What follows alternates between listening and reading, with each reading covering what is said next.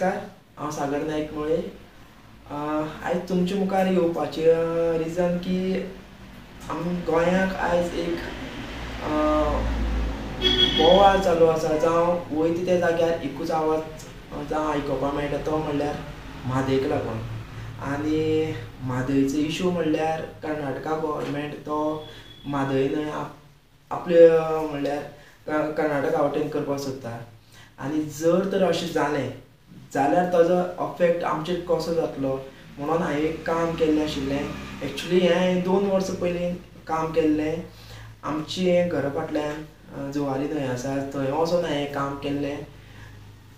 तें काम करपा फाटल्यान आनी आयज जो करंट इशू आसा म्हादयक लागून सिमिलर आसा. कारण तेन्ना जें हांवें काम केल्लें तें गांव आमचो कसो नश्ट जाता जावं गांवची लायफ कशें नश्ट जाता हेका लागून हांवें तें काम केल्लें. आनी म्हागे क्लोज रिलेशन न्हंयच्यो म्हणल्यार आमचे फाटल्यान जुवारी न्हंय आसा. सो क्लोज कनेक्शन आसा. आमचे खेळ आशिल्ले भुरगेपण सगळें थंय गेलें म्हागेलें. सो हांव खंय तरी मिस करतालो तें मिसींग जावं तें एक म्हागेलें तें फ्रस्ट्रेशन आसा तें हांवें त्या कामाच्यान व्यक्त केल्लें. आनी आयज सेम गजाल म्हादयक लागून घडटा. आनी ती म्हणल्यार जर तर म्हादय समज कर्नाटकाक गेली आनी कर्नाटकाक वचोन जर गोंय सुकी पडलें जाल्यार तेजो इफेक्ट कितें जातलो अशें हांवें फोटोग्राफी करून एक फोटोग्राफीक डॉक्युमेंटेशन केल्लें. जेचेर मनशांचेर जातलेंच पूण मनशांचे भितर मनीस सोडून जनावरांचेर आमच्या झाडांचेर जावं सगळें नेचराचेर कशें अफेक्ट जातलें हें एक तेजें उदाहरण जावन आसा.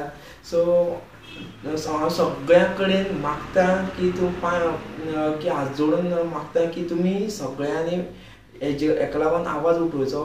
आनी एक मोटीन म्हणटा तशें आमी सगळे भायर सरोया, आवाज काडुया, बरोवया, उलोवया, एका मुठीन भायर सरोया आनी आमची म्हादयक वाचोवया.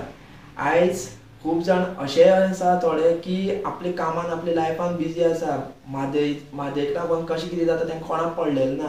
सो तांकां लागून सुद्दां स्पेशली हांव मागतां की तुमी मातशें तरी फाटीं वळोन पळोवचें की आमी आयज जगता म्हणल्यार इतकें बरें सुशेगाद गोंय म्हणटा पळय न्ही तें कित्याक तें न्हंयचो सुद्दां वांटो आसा आमचो की कारण तें उदक मेळटा म्हणून आमी इतकें बरें जगतात.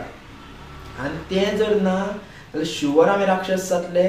म्हणून हे कामान हांवें दाखयलां की राक्षस मनीस जेन्ना सुकी पडटलें तेन्ना मनीस कसो राक्षस जातलो हें एक उदाहरण हांवें तुमकां दाखयल्लें आसा. तें घडचें न्ही म्हणून तुमी सगळे एक जावन भायर सरात आनी आमच्या म्हादयक वाचयात. देव बरें करूं. Subscribe Prudent social media channel and press bell icon for latest notifications.